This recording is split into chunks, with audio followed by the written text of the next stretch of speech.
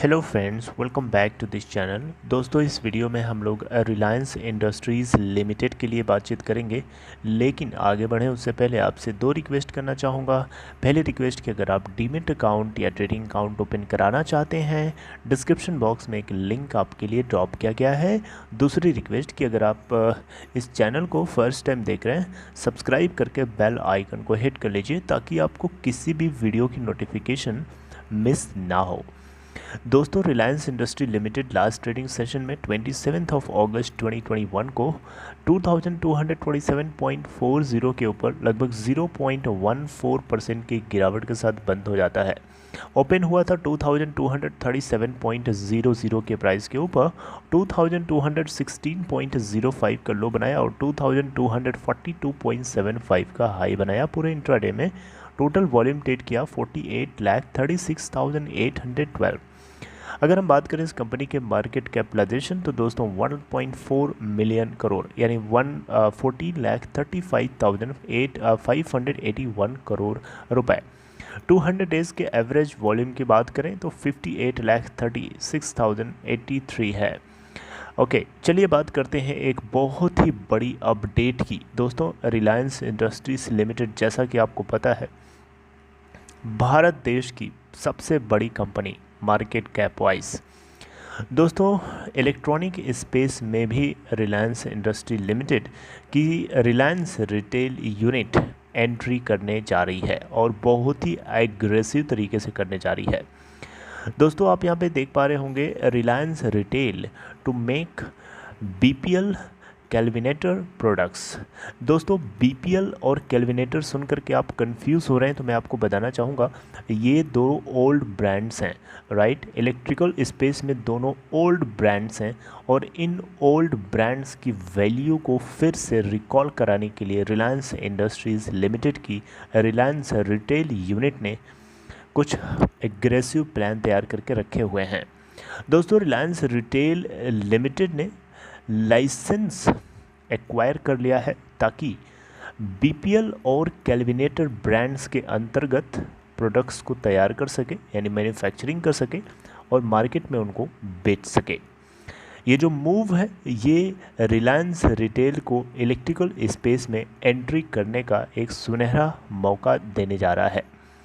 दोस्तों, Reliance industry limited की Reliance retail unit ने बीपीएल के साथ में अभी डील अनाउंस करी जाएगी, लेकिन जो दूसरी कंपनी है, दूसरी ब्रांड है कैलविनेटर, इसके साथ ऑलरेडी एग्रीमेंट हो चुका है। दोस्तों, ये ओल्ड ब्रांड्स रिवाइव कर जाएंगी अगर रिलायंस इंडस्ट्री लिमिटेड की रिटेल यूनिट रिलायंस रिटेल ये कदम उठाता है तो। दोस्तों, रिलायंस जो है क्या करेगा, बीपीएल के प्रोडक्ट्स को बनाएगा फिर उसको बेचेगा, यानी बीपीएल के प्रोडक्ट पोर्टफोलियो को ये बनाएगा और बेचेगा, जिसमें एयर कंडीशनर्स हैं, refrigerators, washing machines, television sets और लाइट बल्ब्स और फैंस भी आते हैं इसमें।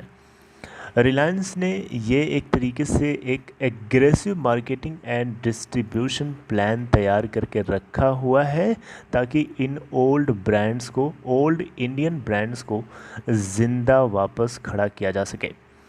मेरी बात समझ रहे हैं? तो बीपीएल के जो प्रोडक्ट्स हैं वो रिलायंस के offline and online retail stores के ऊपर मौजूद होने वाले हैं, right.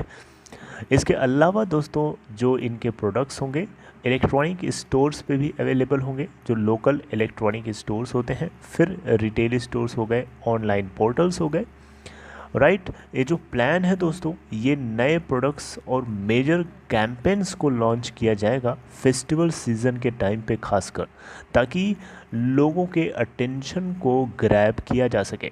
Are you getting my point?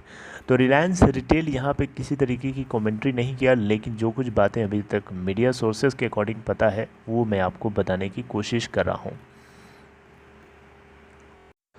दोस्तों आपको बताना चाहूँगा, ये अरविंद सिंघल करके हैं, ये फाउंडर हैं टेक्नोपैक के।